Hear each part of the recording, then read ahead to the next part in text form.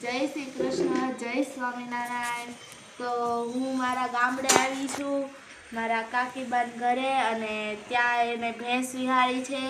અને એ ભેંસનું નામ અમે લોકોએ જમનાજી પાડ્યું છે. જોઈ શકો છો અહીંયા ભેંસ પાડી છે, પાડી. અને હવે અમે એના દૂધની બરી બનાવીએ છીએ. જોઈ શકો છો બરી. ચાલો બધા ખાવા, એના પેંડા ખાવા ચાલો.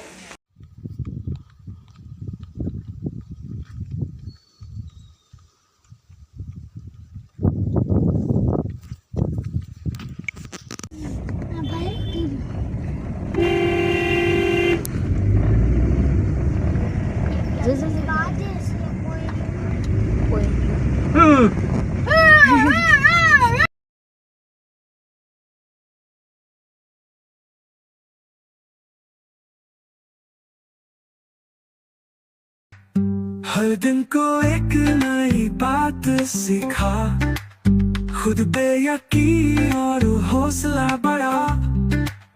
जिंदगी के रंग तेरे हैं तो सोचा क्यों, जीत की राहों पर चलने का जज्बा क्यों न हो। दिल से